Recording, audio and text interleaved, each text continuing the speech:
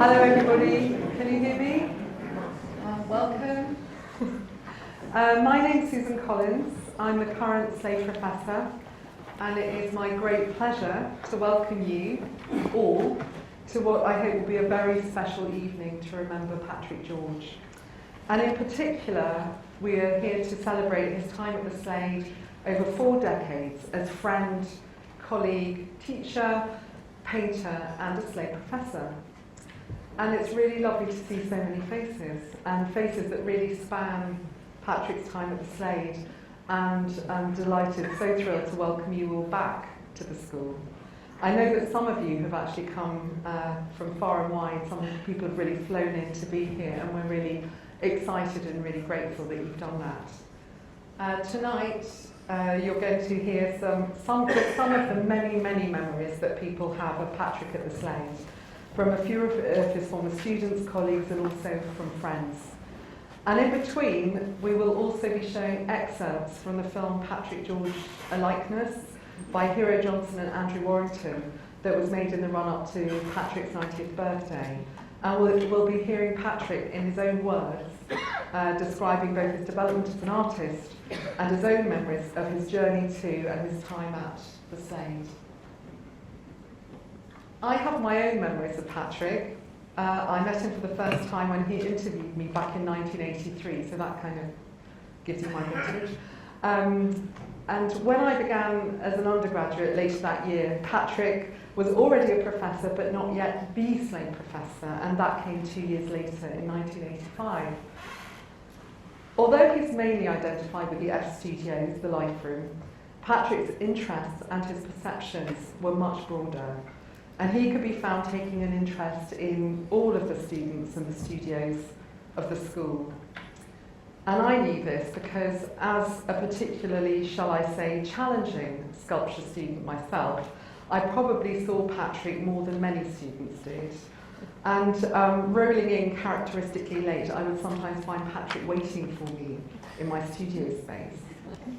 And what would follow would always be some devastatingly accurate, astute observations on the work.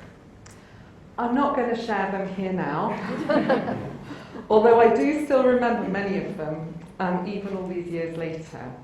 But what I am going to do now is hand over to the rest of our speakers this evening to share their memories, their anecdotes and observations, and of course to Patrick himself. Thank you very much.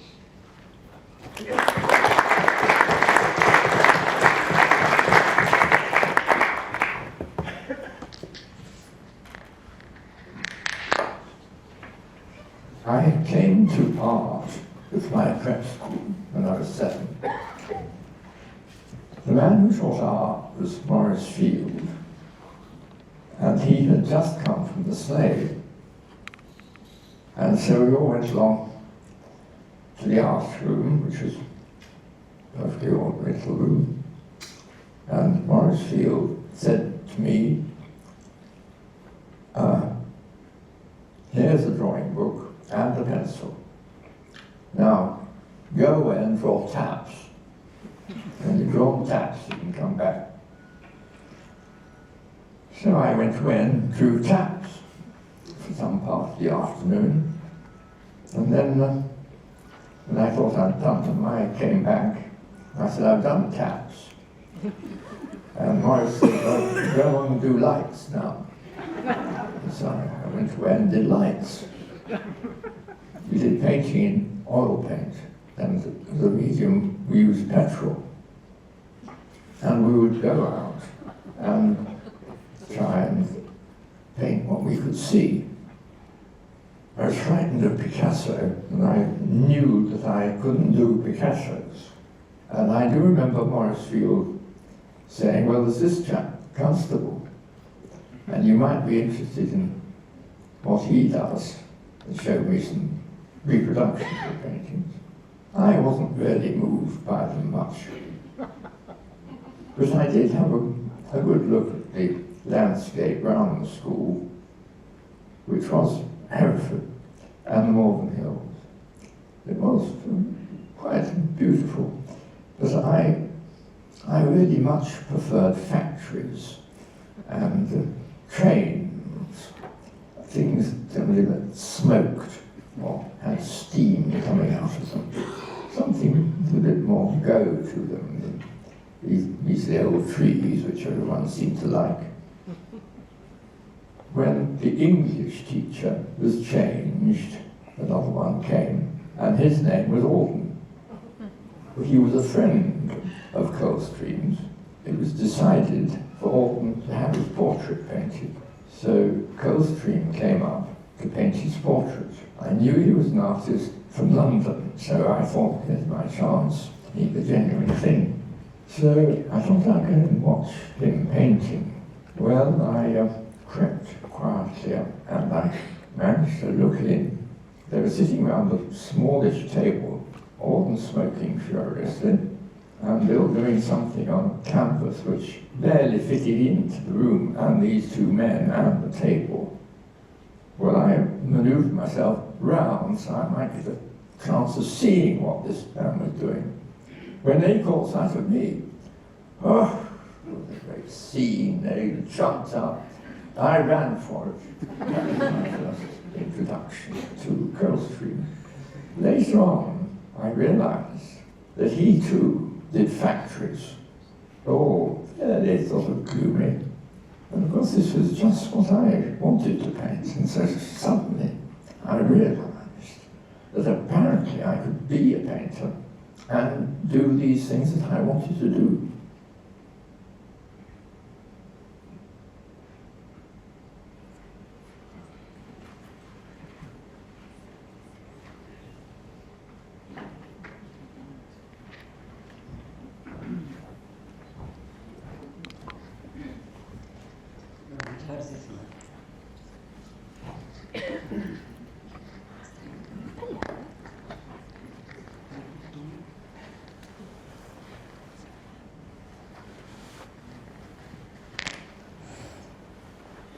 Can you hear me? Yes, a wonderful film. My name's Tess, Jaray, and I was a colleague of Patrick's. I like to think a friend, and certainly an absolutely huge fan. I'm sorry that I have to read what I'm going to say, otherwise I'll simply forget it. When I think of Patrick, I find it very hard to separate him from his paintings. Maybe he would have liked that, because I know that many painters actually feel that they are their work, and I think he was one of those. I'm the very lucky owner of two of his paintings, and I see them and I look at them every day. One of them is a medium-sized and very pale, almost white, rather different from his other work. It's a painting of wallpaper in a room, with each of the repeated decorative shapes painted briefly but carefully, and nothing else. There seems absolutely no reason why this work should be so mesmerizing, but it is, and I look at it again and again and can never quite understand why I love it so much. Indeed, when I first got it, not long before his death, it was rather dirty, having been in storage. So I did what one does in these cases with oil paint. I washed it very gently with soap and water. One area was quite hard to clean, and only when I stood back and looked more carefully did I realize that it wasn't dust or a stain, but the very faint shadow of a person painted on the wall. Luckily, I wasn't so mesmerized as to get out the turps, but that part of the painting is very, very clean. The other one is a very small sketch of a tree, painted against a dull grey sky. For quite some time, I assumed it was painted in February, possibly the dreariest month in the year, but one day I suddenly realized that couldn't have been possible. The tree was in full leaf, so it must have been summer or at least late spring. But there are days like that, just like that, many of them, and in some particular way only in England. He had the ability to catch a moment, but made that moment stand for all time. Many, many artists have that ambition, but very few achieve it. He did. His painted leaves represent themselves as well as the entire shape of the tree. He understood his landscapes as much as he must have loved them. And what I feel in front of his work is love entirely devoid of sentimentality. I see them and I look at them every day and I marvel, not at how clever or how original or anything like that. rather that they reinforce my life. I once wrote a piece about his work that I subtitled Plain Speaking. That is what he does in his paintings, and that is what I marvel at. That in the plain speaking that is in his paintings, he says so much about the world. Through them, he speaks truth. And in some ways, he was like that too. He seemed to me to represent consistency, continuity, understanding, probity. Stern in appearance, upright, trustworthy. These qualities seem to go through him like Brighton rock. Having eaten lunch in the same place in the college as he did for well over 20 years, I was always impressed that he brought his in every single day, homemade bread and cheese. And although it can't possibly be the case, I would swear that he wore the same corduroy suit for every one of those days as well. Perhaps he had a number of them all the same. Apart from all that, he was very important in my own life, as he gave me my first proper job at the Slade, for which I shall always be grateful. And just recently, he gave me something else. I read in the beautiful memorial piece that Susan Gower wrote, and I quote, "Being a man of very regular habits, he mostly ate roast lamb for supper, followed by 3 or 4 days of cold roast lamb, 1 day of something else, then roast lamb again, and so on. What a marvellous solution to the problem of what to eat every day. I am now trying to do the same." And then his gloriously original sense of humour. His apparent seriousness of demeanour rather disguised this. When there was a Slade memorial for his friend Ewan Uglow, some of you will remember, there was a number of contributions, all serious and all interesting, all speaking about Ewan's work. Then came Patrick's turn, and we were probably all waiting to hear what he would say about Ewan's paintings. After all, they had been not only close friends for decades, but had followed not dissimilar paths in their respective work. But no, he didn't mention them, not once. Rather, he told very, very funny stories about Ewan, all with a completely straight face, about his obscure way of choosing wine and how to drink it, and his insistence that the only way to cook scrambled eggs was in a bain-marie. All of which gave at least as much of an insight into Ewan's work as any dissertation on his use on his use of colour or geometry. And perhaps this was something particular to Patrick, his ability in his work and in his life to get to the centre of things, to understand things as they were and recognise what had to be accepted, that anything else was a waste of time. As for instance, after a meeting at the Slade that he had asked me to join, I had then complained to him that nothing had been decided. He explained to me, "You must learn to understand, dear Tess, that the point of such meetings is to make sure that nothing does get done and that nothing will change." It cannot be coincidence that a number of people have remarked to me that the 3 years that Patrick was in charge of the Slade were the 3 happiest years there that many of us could remember.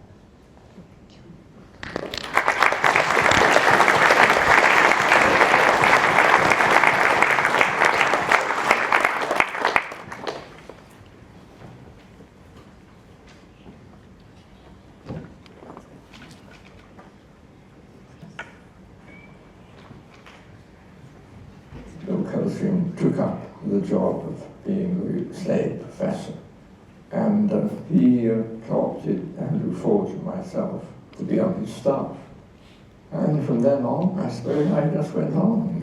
During a day's teaching a week, there was some rather curious title we had. We paid remarkably little and had no status at all. But we went there, and the Slade under Coldstream at that time was a very lively place indeed. We had wonderful parties. Eventually, we were all there, and his place was taken by Lawrence Gower, and the school changed its character naturally. And I suppose I had been teaching there for some time, so it wasn't quite so exciting. And eventually he left, and there didn't seem to be anyone else to do the job. So I took it on. I felt that there was something to be taught in art school. I mean, flirting with the girls is obviously one of the things that art schools do, considerable expertise by some of the teachers, but there must be something else.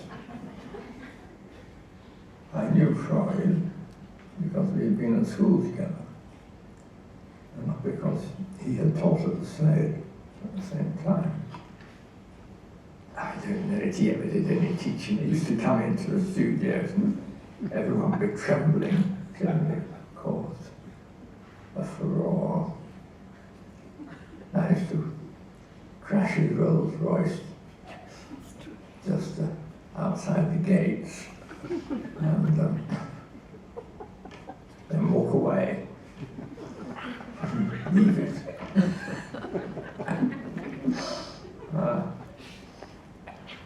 And we used to gauge each other because we were somewhat of the same age, because there were stone stairs going up to the top studio. And I would meet him at the bottom to show him the way and to come and have a look at the students who I had got a particular interest in. And so we would go tramping up these stairs about 3 stories or anyway a long way, and it was all right, but I noticed that we appeared to be getting faster and faster as we moved up, and eventually we would stop at the top, because he was very fit, and I don't know whether he actually said anything, but it was clear that he was seeing how he and I were getting on, and who could come up the stairs quickest. Oh, and I knew he had won the artistic rivalry because at school we formed an oil painting club, and eventually we celebrated by having an exhibition, and the prize was given, of course, to Lucian, who was much more sophisticated than I was. However, I did get the second prize. Well, obviously I was influenced by you, though, because we were friends, knew each other well. I had known him in some roundabout way at Cantwell, but he was a junior. We used to meet anywhere, so on Thursday we would, in the evening, we would not only have a drink in the studio, but we would talk about what had happened at the Slade and what had happened during my teaching, although he was on quite a different track to mine and very interested in relating what they were doing in the Slade to what the Renaissance artists had been doing in Florence and Verona. We were quite different. Occasionally we snarled at each other. He couldn't stand the word sketching. So I used to bait him. The sketching was going well. So that to stop us only sketching, he practically threw you out with the hairs.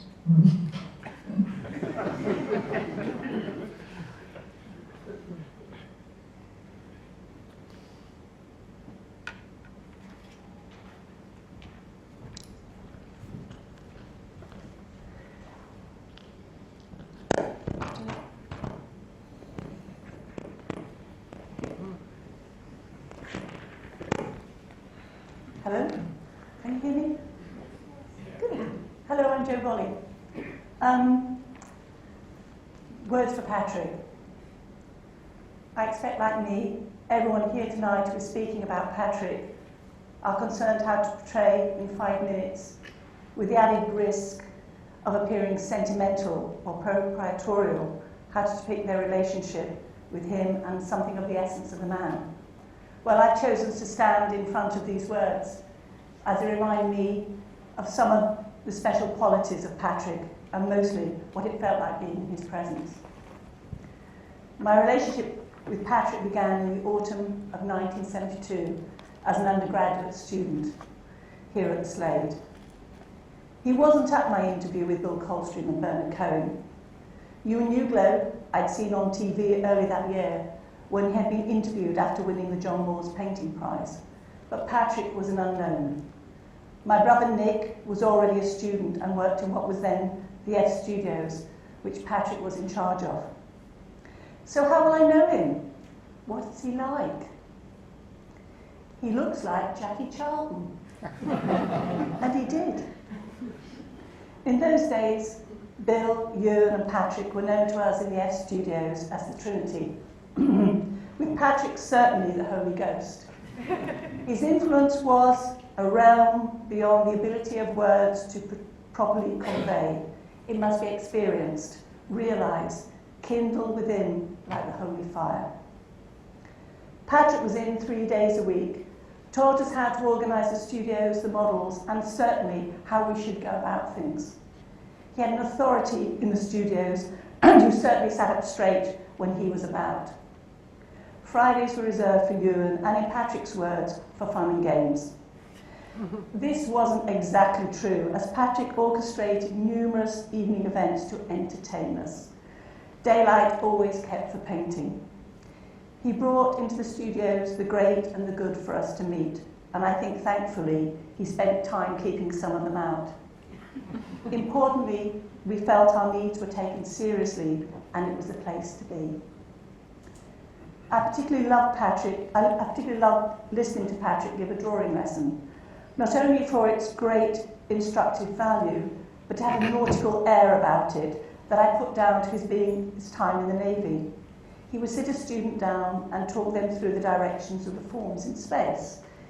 Imagine the arm is travelling at an incline of the north-northeast, whilst the shoulder takes the east-northeast passage.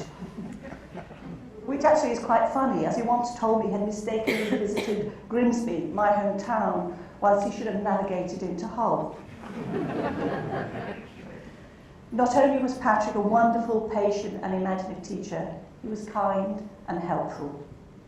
I think he understood how difficult it was for me to have an older brother who didn't quite like having me around, and I loved him for all that. He was even more unkind, helpful to me in 1986. By this time he was Slade Professor, as he gave me a job working alongside Ewan and Norman Norris organising the F studios, and I loved him even more. As ever, Patrick's guidance was always practical, almost prosaic. On asking him for advice on my first day in charge of the studios, he recommended that I count the easels and the model heaters, and if all was in order, I'd be in with half a chance. Advice that stood me in good stead these some 30 years, the importance of the fabric of the place, and all will be well in the world. Another famous bit of advice from Patrick was on the employment of models, with strict instructions that one shouldn't overpay or inflate the market. Lunch was always to be a one-egg omelette, and he once told me he was trying to perfect the no-egg omelette. As professor, Patrick had a marvellous technique that encouraged self-discovery amongst his staff. One day, Bruce McLean and I decided we needed extra funds for some such thing or other. Sitting opposite him in the professor's office explaining this exciting teaching initiative, Patrick kept very silent. We continued to explain why it was of the utmost importance. He continued to keep silent. Gradually, it became apparent to both Bruce and myself that maybe it wasn't such a brilliant idea after all. We thanked Patrick, who hadn't said a word, for his time and allowing us to understand the folly of our ways.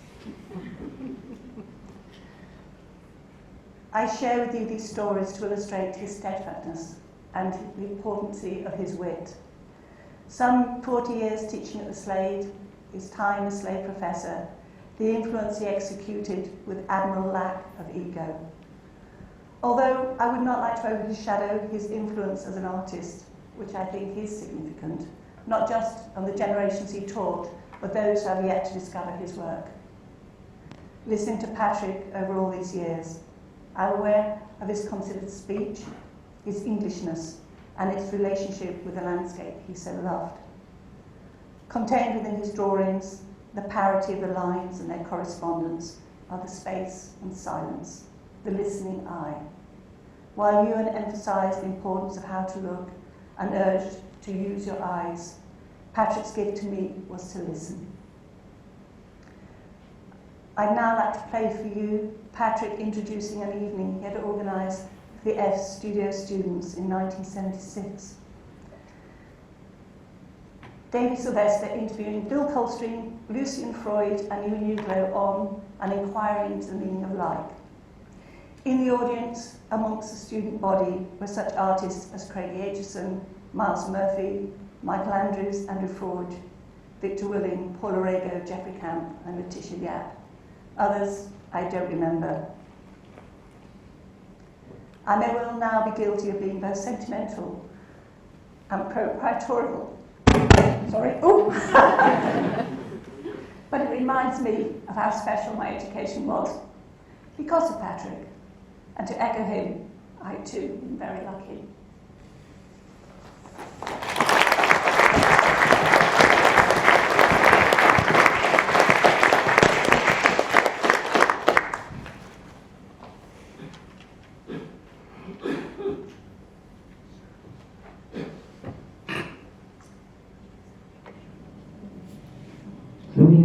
In conversation with David Sylvester.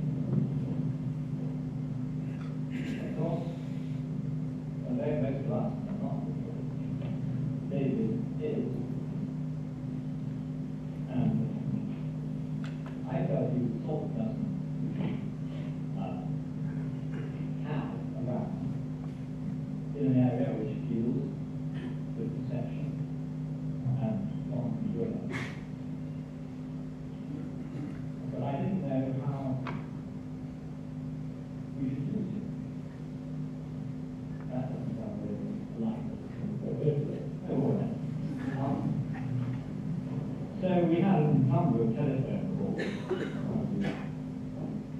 You'll know about those telephone calls. And we came up with this idea. I don't know whose idea exactly it was. I don't think that much happened. To have an inquiry as to what we meant by life.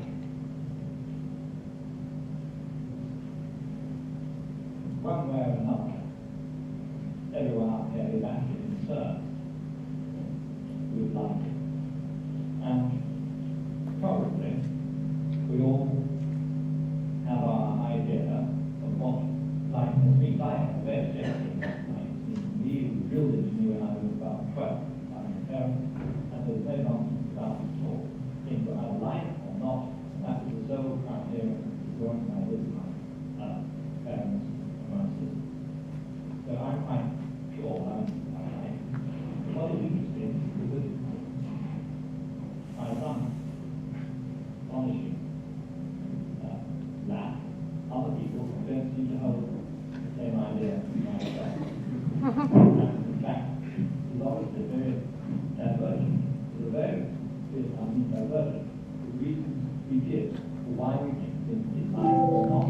And there are, I suppose, 20 of us up here trying to paint, come in, trying to paint, like, and yet they have plenty ideas as to what each person is aiming for.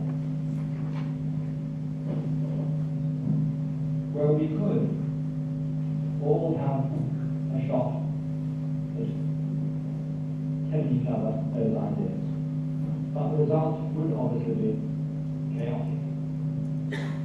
So David has decided to limit the inquiry, anyway, to have 3 people who, being put in a semi-formal situation, intimidated with his microphone and the idea, a desk top, who perhaps give more than chatty consideration to their answers.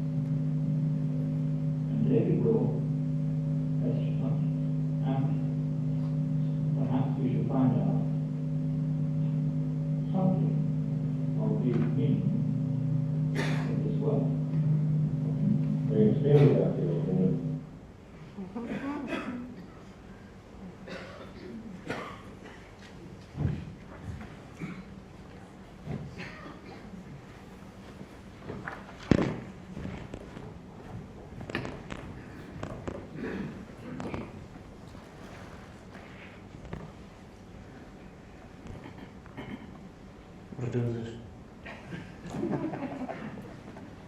Hello, my name is Bruce McLean,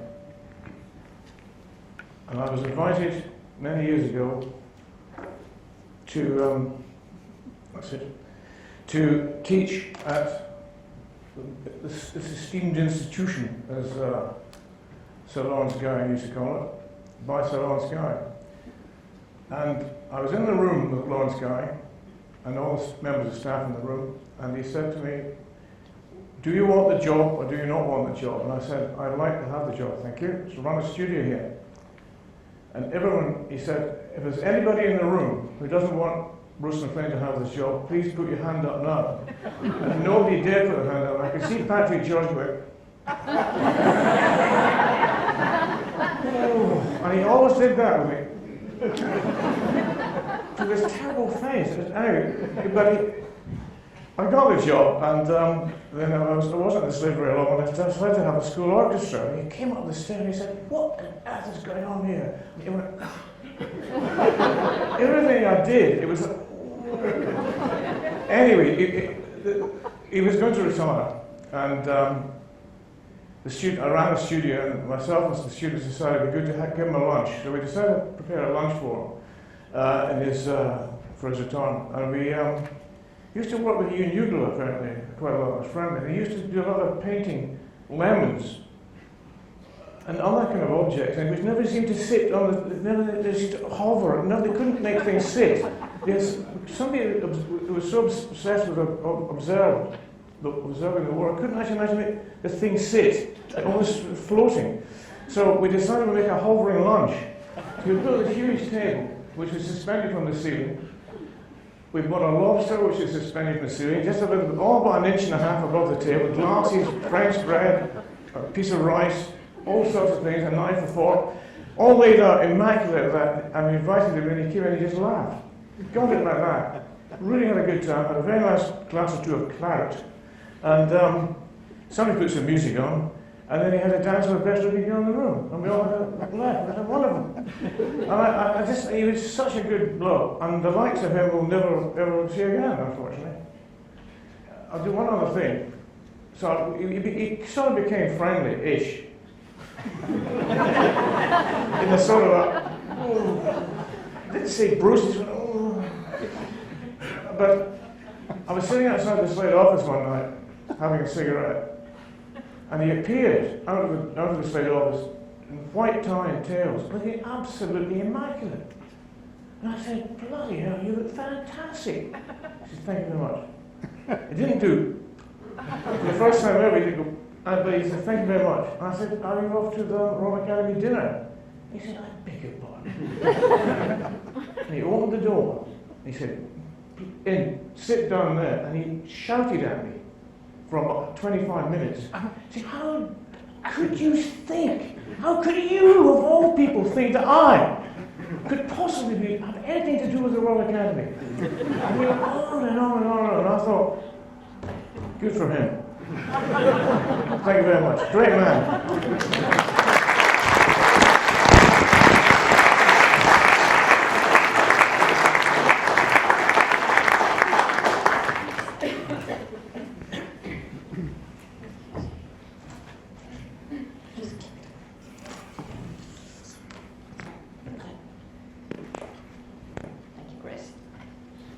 Well, thanks, Bruce. I mean, I don't know how one can possibly follow such a wonderfully amusing and anecdotal tribute to Patrick, so I'll go for my dreary usual version.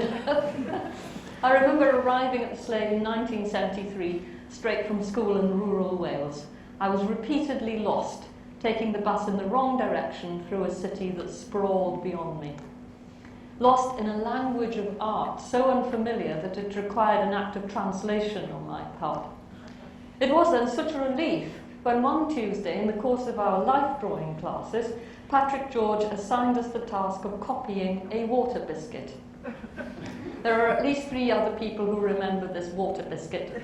The biscuit placed on the paper next to my drawing that slipped, unfortunately, from the logic of its circular circumference. So when Patrick came with his pins to check the position of those tiny central holes, they mirrored the ovoid distortion of my world. Even more shattering came Patrick's instruction to draw the model's reality. What was real, and where was the reality? After considerable reflection, I decided to draw all those points of contact between this naked woman and the floor, her feet on the ground, the chair, her bottom resting on its seat, her hands on its arms, a few fragmentary marks like imaginary shadows of touch.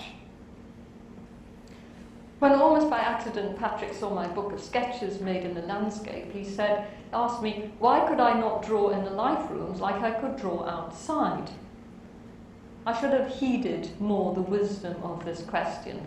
My loss to be so stubborn. Later, when I worked as a photography teaching assistant apprentice to Cliff Haynes, who was sitting in the audience here, I took first-year students to UCL Observatory to photograph the moon. But why, Patrick asked me, is there not anything sufficiently interesting here that you have to photograph the moon? When Patrick interviewed me for my place at the Slade, he asked me, could I paint all day? Could I paint all week? Could I paint all month and all year? These are the questions that stay with me. Questions I associate with an artist as austere as the nuances of his aesthetic sensitivity, his extensive body of paintings, so beautiful and so real.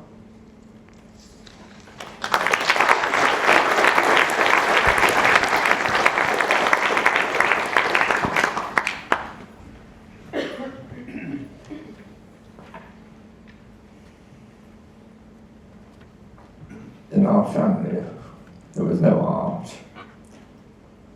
The nearest we got to art was my father was drawing seagulls on seaside holidays, and they were terrible drawings. So I had to somehow impress my family that I was serious about this. And they judged art by likeness. So I then tried very hard to get likenesses, and I didn't do too badly. But I also knew that they wanted me to be a farmer and to run the farm. And I also knew that I didn't want to. Well, as I remember telling my father, you need someone to admire the farm. And I don't think he quite saw that. He thought there was no future in farming, so he didn't really mind all that much that I was going to be on those dandies in London and messing around and things.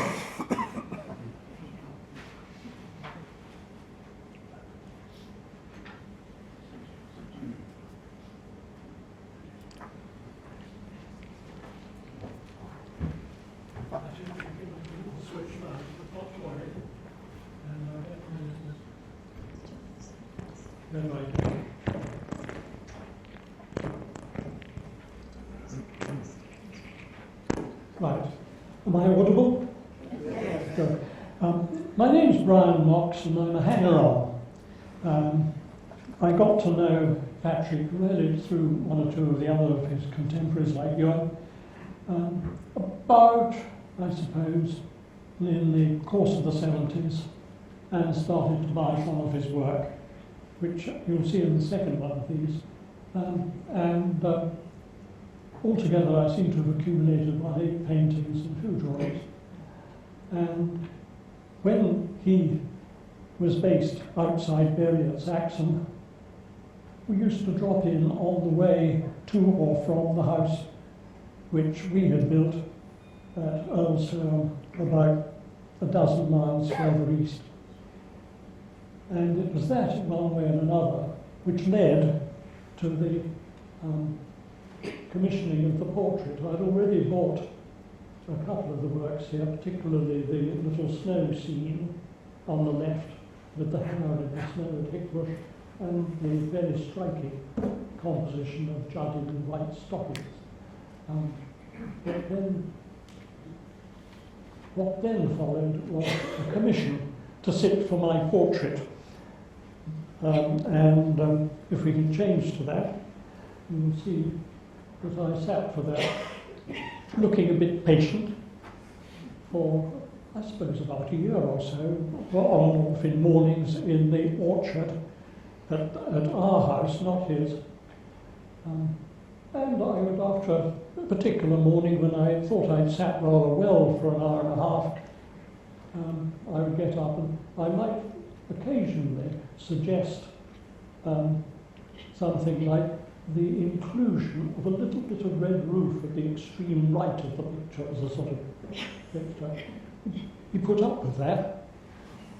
But another morning I went round and I looked and I was rather baffled to work out what he'd been doing.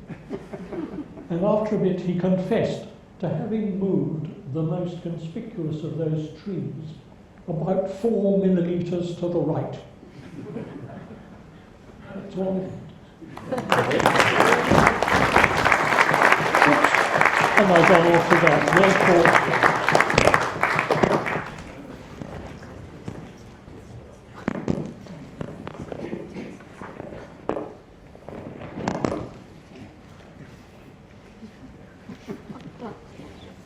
hello everyone, I'm Stahl, and I'm going to, strangely enough, there's quite an overlap with Sharon there, because I was actually going to talk, but I've actually brought my drawing of the water biscuit. It's in here. But just to say that I was also interviewed straight before or straight afterwards from Sharon. But on our interview was Tess, Jaray, William Coldstream and Patrick. And I remember Patrick sort of being very, very serious and saying, "Are you actually going to change when you come here?" And I said, "Of course I'll change." You know, of great willingness and knowing that that was required. While I was here, I remember the wonderful painting. There was a portrait, a fantastic portrait in the main building, which I don't see there at the moment, but I'm sure that will come back. Okay, when we got there, I've always seen a Slade as being a place very open, where there's a kind of discussion and argument about contemporary art, what it should be. And we had, and it was true then, and we had 3 days, Monday, Tuesday, Wednesday. We had Rita Donner on Monday. And the first day at the Slade, she came in with a big balls of string, and she said, "Tie the string wherever you like, do whatever you want with it." So we put string all over. And the second day, Patrick came in and he said, brought a little packet of water biscuits. He said, "I want you to draw water biscuits." So we sat among the string, drawing the water biscuits. And he, strangely enough, from the film, I did 2, because the first one, he said, "Do another one. That's not good enough. Do another one." So I did 2. You know, it was interesting. And the third day, we had, on the Wednesday, we had Noel Forster. And Noel Forster, who was also wonderful, they're all 3 absolutely amazing, said, "I think you guys should all dance around the string, holding the water biscuit." So, it was actually extraordinary, and it actually summarised what the situation was like then. And, anyway, it was, to echo actually what Susan said earlier, I started being really interested in abstract expressionist and making sort of very abstract paintings. And Patrick said, "I think that's really exciting. You're really doing what you want to do. I think it's great. I think I would advise you to go into the John Hyland McMoon studio, which I did. And so I always had tremendous respect. He was so serious about everything and very open-minded, despite the absolute focus of his work. That's all I want to say.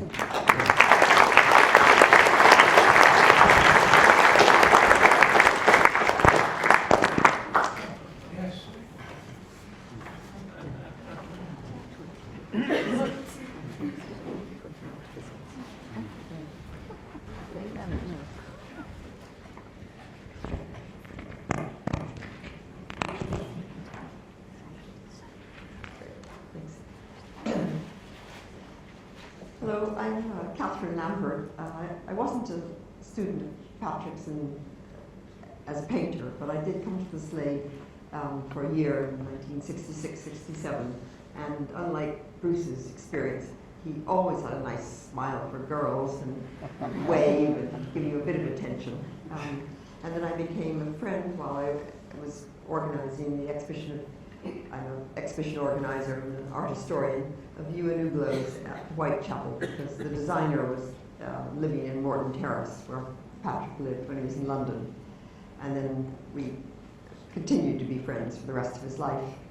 The 1943 self-portrait was painted when he was on leave from the Navy, and he said he worked it in a temper, and you can probably see the result, oil running all over the canvas. I painted the head from memory. I learned at least that I could be a painter with absolutely no doubts. And the two ink and watercolor drawings are of Burma. They were bought by Robert Mason from the Serpentine.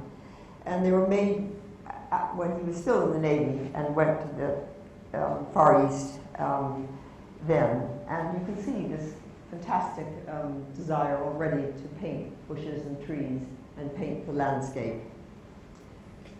He, of course, something that was, while we're thinking of the Navy though, was Clive Hodgson, one of his students, wrote an email to me 10 days ago. And he did say about Patrick, he once told me of the strangeness of suddenly losing friends and colleagues during the war. And it may have been that, in comparison to all of his life, Kant subsequently had a different perspective, given proportion by the measure of the war, seeing the amusing side of things and affecting an air of untroubled detachment, which gave him something of the air of a classic British gentleman, although I know nothing of his background. And I think that's true. Patrick did sort of suggest that anyone younger, generations that began as students in the 60s and 70s, would never be as serious as those who had known in early years. But he went off to China when he was the Slade Professor, and he made the contacts that began the China Club at University College, and he had Susan Ward told me that he had an uncle who would sort of run things in Shanghai, and he didn't find it difficult to amuse himself in China. And you can see that observations on the postcard are all short and factual. Plane trees pruned to make tunnels of the roads, people in Hangzhou very relaxed and friendly, tea excellent, and goes on, weather stifling and cloudy with perpetual fog. And then of course Ewan, his good friend, went in 1987, and Ewan actually had a studio with lots of Chinese students. He made them clean it up. They were filthy. He thought these weren't working conditions. He gave them a very strong daily routine, and then went off for a few days himself. When he came back, and he came back at midnight, the studio was, all the students were still working in the studio. They were, they'd begun to hero worship him, and that was, in Patrick's view, that was a fault of Ewan's, that he tended to have accolades.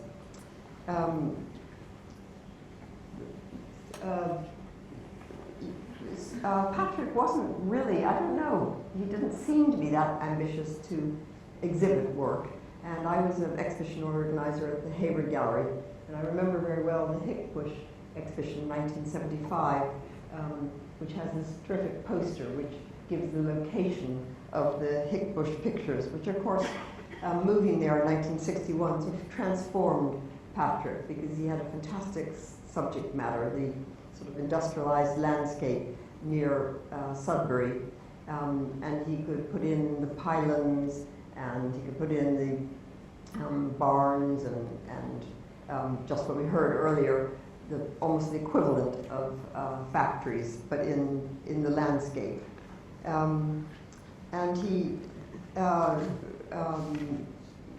at the Serpentine Gallery, where he had a terrific exhibition, that's the kind of, in 1980, that's the kind of time he might have been included in a wider perspective. And he showed in 1981 an exhibition called 8 Figurative Painters, which began at the Yale Mellon Center in New Haven, and then went on to the Santa Barbara Museum. But somehow that Patrick's ambition was not to be a commercial or an artist in the public sphere. And I'm showing a couple images of these Hickbush pictures, which are the paintings like this one in the Tate, and then these terrific photographs which Robert Dukes went and found these motifs. And of course, they're many years later. They're almost 50 years later than his first picture.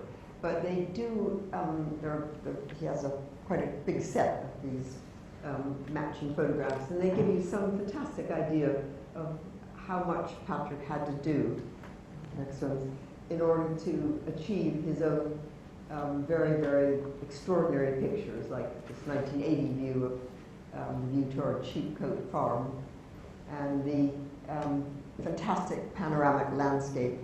And I think there would be a fantastic exhibition, I think, of landscape painting by a number of artists, some of Patrick's own generation, like Michael Andrews, but there could be a number from a big range. And it's a show I hope maybe Tate Britain will do one day. We'll see. I'm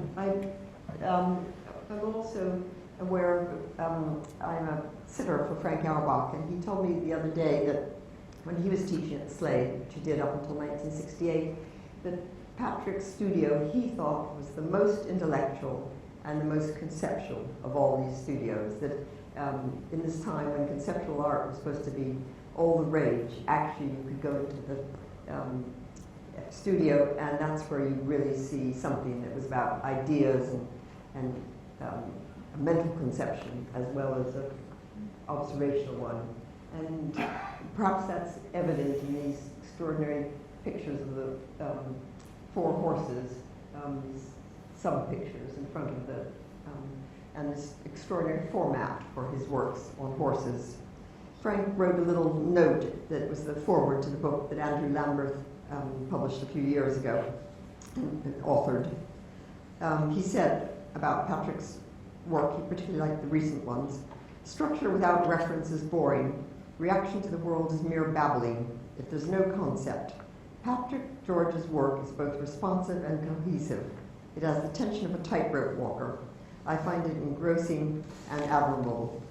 The trees around him, his immediate surroundings, the fields, it is as if he had only borrowed the sight of them. Then the last pictures, is that the last one? It is last. And then I'll just finish then with a very short quote from Robert Dukes, who was speaking to Patrick. Patrick was speaking to him about his picture after a Corot landscape.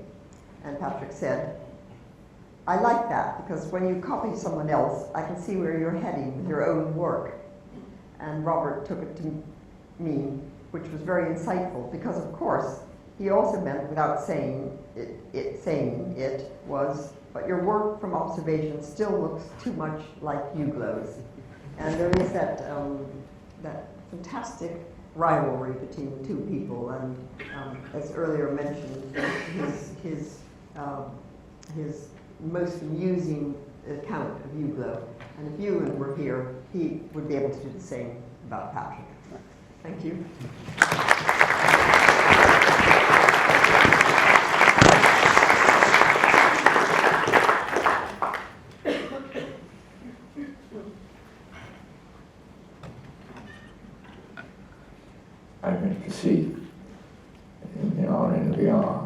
spent 4 years bobbing around in the sea.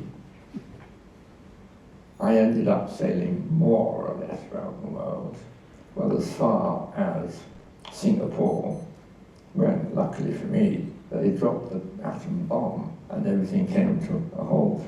And the extraordinary thing is we were sorry. We were sorry we couldn't go on with this voyage. Well, I did drawing pretty well every day when I was in the Navy. I did a lot of drawing in Indian ink.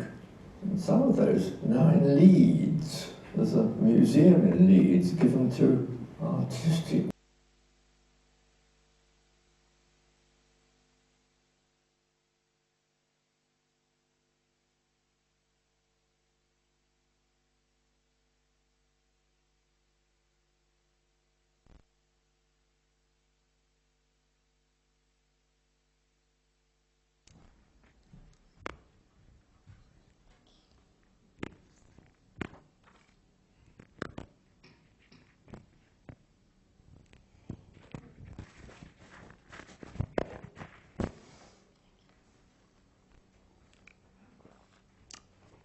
I'm Andy Pankhurst. It is the first week of the autumn term 1986. It is also the first intake of first year undergraduates chosen under the professorship of Patrick. We are in the lecture theatre of the Pearson building and are sat in readiness for the professor's address, all in awe, impressionable young first-year undergraduates. Introductions over, it began. This is Patrick. The Slade School is a school for artists run by artists. We will not teach you the business of art, but of the language of art. This is to say, of which will hopefully sustain you for what one may call your artistic life. Although, do not expect to get better. Well, if you're ever in any doubt, please take a look at the Spencers, Sir Stanley that is. His two paintings hanging within the college in the Houseman room. The picture on the left, as they still hang today, the Nativity of 1912, acquired by the University College as Spencer was awarded the students' first prize for both figure and landscape painting in the Slade summer competitions. Compare then with also Spencer's picture to the right by the river, a later picture bequeathed to the University of 1935.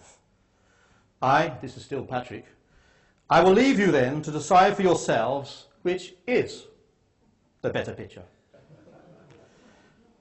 Patrick then of course continued and completed his talk. Not necessarily going to get any better. Somewhat perplexing to a small group of ambitious, mostly 18-year-olds. Before my time at the Slade, I had heard of something similar relating to Sickert. With my fading memory, something like, you do all your best work before the age of 24. From then on, you just go on developing the same ideas further. Moving now forward, almost 20 years later in 2005 at the Royal Academy, showing within a Matisse exhibition, there was hung the second painting he had ever painted. The caption beside the still life explained how shocked Matisse had been to see, also at some 20 years later, after having painted it, Matisse exclaims, all that time of intense effort to seem to have brought no smallest jot of progress. Is this, then, what Patrick had warned us about? I believe so. Within our very first week as students, he was, with his deep wisdom of experience, empathy and understanding, warning us that we too, during our attempts of developing further and deeper within our work, we will face such dilemmas, and at times, possibly, with devastating effect upon our own well-being. It is not a pessimistic point of view, but a view I believe was Patrick's way of helping us to survive, mentally you could say, even then, as artists for the long term. We are no better than the cave artist. We must just keep on keeping on, as Alan Bennett would say. And I surmise Patrick might appreciate such sentiment. While Professor, the life rooms dedicated to all things marvellous to look at, inherited given name the F Studios, and, as they had been before, still held a belief and an approach, a way of thinking about painting closer to his own. This said, the Slade's unique and magnificent, idiosyncratic and eclectic character appeared to thrive and embrace all under Patrick's professorship. This, then, for the deep respect of Patrick's legacy, and that too of his great artist-teaching friends and colleagues have also sadly left our mortal coil, and for whom had at one time too run up those beautiful stairs of the Slade. This, then, is why, for those inclined to do so, will keep on keeping on. Thank you, Patrick. We miss you.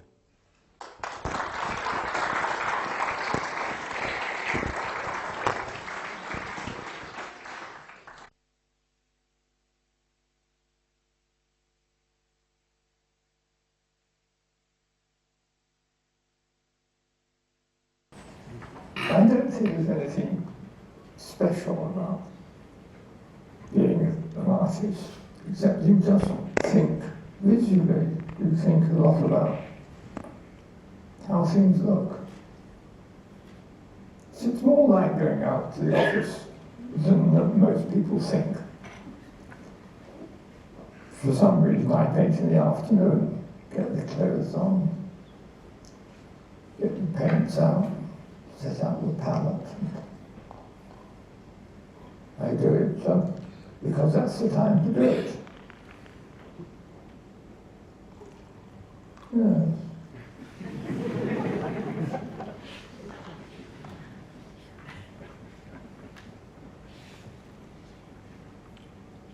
I became a friend of Patrick's in the last few years of his life. In my own life, people I've known, I don't find out anything about them until I read their obituary, which is extraordinary. And I didn't know much about Patrick in the time that I knew him. I knew him because he was a friend of Susan's, who lives along the road from me, and the painting that I knew best was a painting that he did of her when she was a student, which he had to sit for over a period of years, it seems. But there was such a texture, such feel to her face and her posture and the way that she was sitting, that I feel that I know the young Susan. I now know the Susan who's the same age as me, and so I feel that I've known her all her life, even though I didn't, because of the veracity of that image that he's created. And he's got this reputation, and he is a marvellous landscape painter, and they are marvellous and they are beautiful. But I think that the portraits are extraordinary and are some of the best paintings ever. The one of Susan, there's two that he did of his sister, which is, you really feel, you really see the face, and you can see behind the eyes, you can see the person. They're quite extraordinary.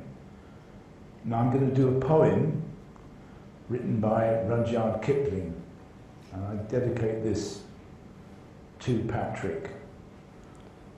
When Earth's last picture is painted and the tubes are twisted and dried, and the oldest colour has faded, and the youngest critic has died, we shall rest, and faith, we shall need it, lie down for an eon or two, till the master of all good workmen shall call us to work anew. And none but the master shall praise us, and none but the master shall blame, and no one shall work for the money, no one shall work for the fame, but each for the joy of the working. and each on his separate star shall draw the thing as he sees it for the God of things as they are. Here's to Patrick, the God of things as they are. Thank you.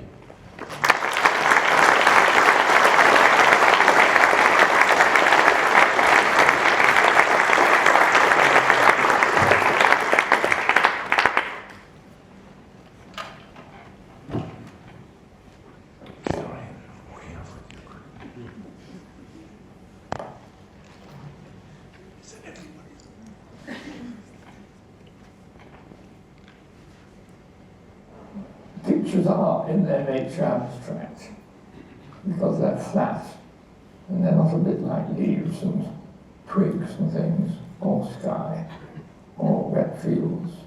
They are the language that tells you about them. It's quite interesting how some things you like painting and some things you really don't like painting.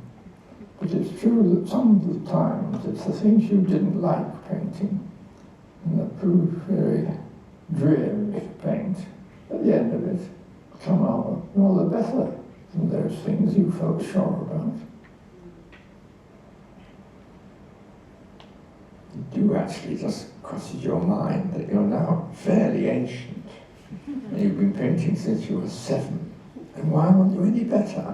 But painting, I don't think you do get better. You have to be on your guard, or you'll get worse. No doubt. It's really tedious sometimes. I'm still trying to get a likeness.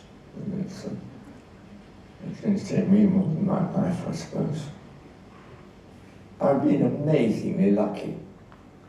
I would never advise anyone to take up art as a career, with how I've managed. Extraordinary.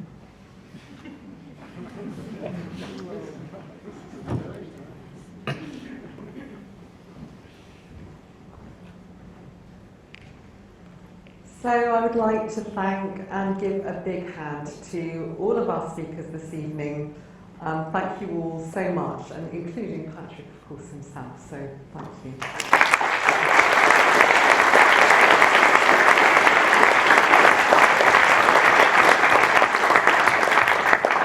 I would also very much like to thank Jo Volley and Grace Hailstone for all they've done to organise this event, to get you all here, and to arrange everything.